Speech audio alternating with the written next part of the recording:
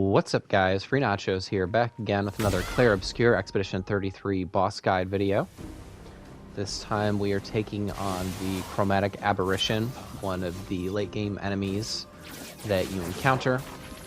So this is after unlocking the flying ability, you're able to challenge this boss. And we have Verso, Lune, and Mael in this fight. Right off the bat, one of the things you're going to want to do is increase your counterattack damage and also your gradient attack damage. So with Verso, I'm using, I think, the Chevelum weapon, which allows us to start off on rank S, but we can't be given shield and we can't heal. So just understand that. But what it does allow us to do is go into our Ascending Assault ability right away, which only costs 2. So as you see, our Ascending Assault. We can also use our free aim shot if we have more than 2 AP, and then our Ascending Assault did about 400k damage. So that does pretty good damage. These strikes are pretty easy to dodge. If you're able to parry them, all the more. But I did get hit there. I was about level 75, 76 when I challenged this boss, and I was able to defeat it relatively within short order once you have the right build. If you're under level 75, if you're probably level 70 to 73, this might be a little bit more difficult for you, so just keep that in mind. But what I try to do is have all my party members inverted and do my best to not take any damage at the beginning. But with Verso, he can't be healed anyways, so the inverted doesn't really affect him too much.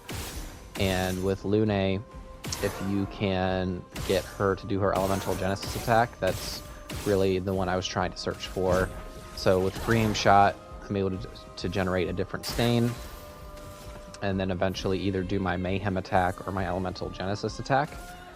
So that's definitely helpful if you're able to pull that off.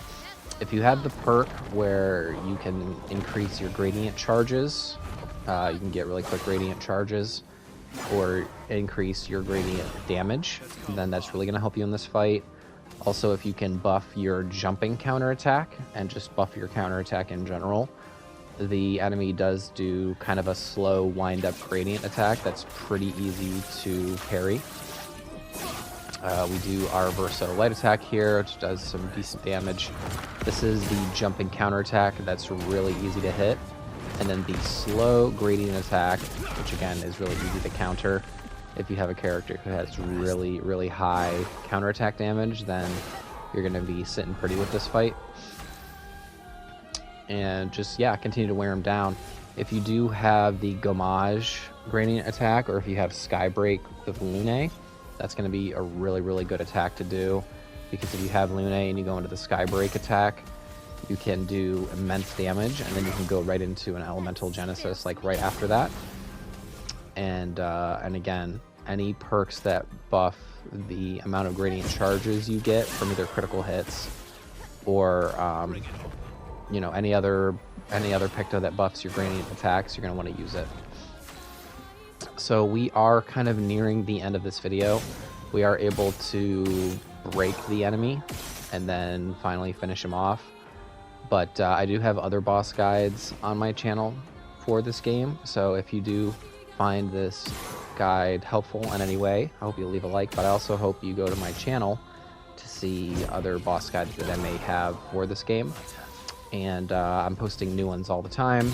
I didn't really go into my setup and show you specifically what perks, weapons, and Pictos I was using, but if you'd like to, you could also pause the video and see what Pictos pop up over top of my HUD on the bottom right hand side to see what some of the perks I was using are.